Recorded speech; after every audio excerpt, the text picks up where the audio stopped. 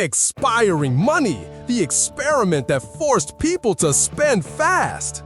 Imagine waking up with $1,000 in your wallet, but with an expiration date. Not tomorrow, not next week. Tonight at midnight, that money vanishes. What would you do? Rush to buy food, give it away, or try to hide it even though you know it's useless? In 1932, in a small Austrian town called Wörgl, this wasn't fiction, it was reality. While the world sank into the Great Depression, unemployment devouring families, commerce grinding to a halt, Wörgl did the unthinkable. It created its own money with an expiration date. Streets once empty came alive, shops reopened, people went back to work, all because money couldn't be saved. It had to circulate fast.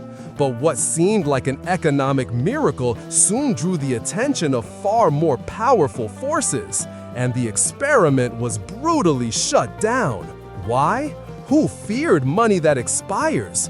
Stay until the end, because this story isn't just about economics, it's about power, control, and what happens when ordinary people discover money can be more than a tool of scarcity. The year is 1932. Europe is on its knees. In Austria, nearly 1/3 of the population is unemployed. Entire towns are silent. Factories stand closed. Shelves are bare. Money is scarce, and when it exists, it's hoarded like gold, hidden under mattresses, kept far from the market.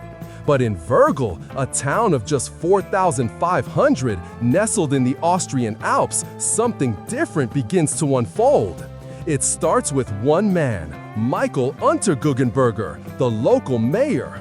A railway engineer, pragmatic and deeply troubled by his community's suffering, he watches children go hungry, elders go without medicine, and streets fall into disrepair.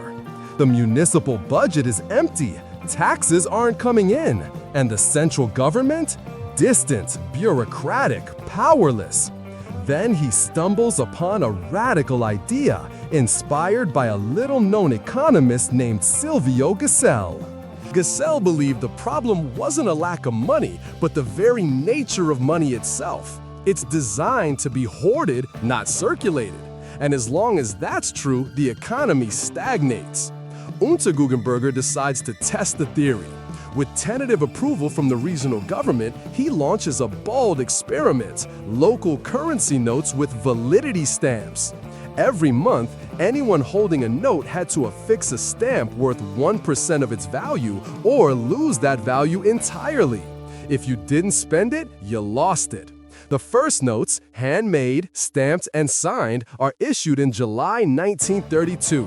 Denominations 1, 5, and 10 shillings, but with one crucial difference: they expired monthly. The effect is immediate. Shopkeepers, initially skeptical, begin accepting them. Why? Because the money comes back fast. A baker sells bread, receives the note, and spends it the same day at the butcher. The butcher pays the mason. The mason buys fabric. The currency circulates 40 times faster than official shillings. Within months, Wörgl paves roads, repairs houses, cleans sewers, plants trees, and hires the unemployed, all with less than 32,000 shillings in circulation, far less than many towns spent on paperwork alone. The world takes notice. International newspapers report the Wörgl miracle. Economists travel to see it firsthand. Even Switzerland and the US show interest in replicating the model. But not everyone is impressed. Some see danger, great danger. Because if people realize they can create their own money, who really controls the economy? Wörgl's success becomes a threat. While the town thrives, the Austrian Central Bank watches with growing unease. Commercial banks, accustomed to profiting from scarcity and interest, see their model under attack. After all, if money loses value over time, no one wants to lend. It's better to spend. And without loans, there are no easy profits from interest.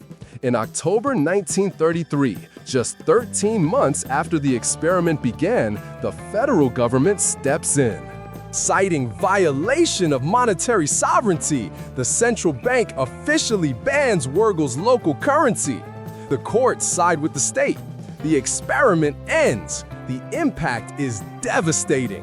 Within weeks, the local economy collapses. Unemployment returns, construction halts, commerce stalls.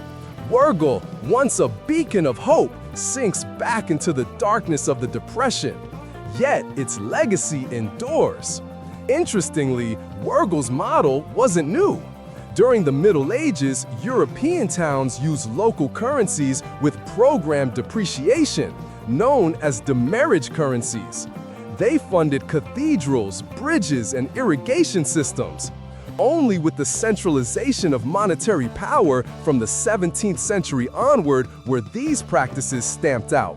More recently, in 2003, Brazil experimented with something similar through community vouchers in cities like Maricá, Rio de Janeiro, where local currencies circulate with limited validity to stimulate the local economy.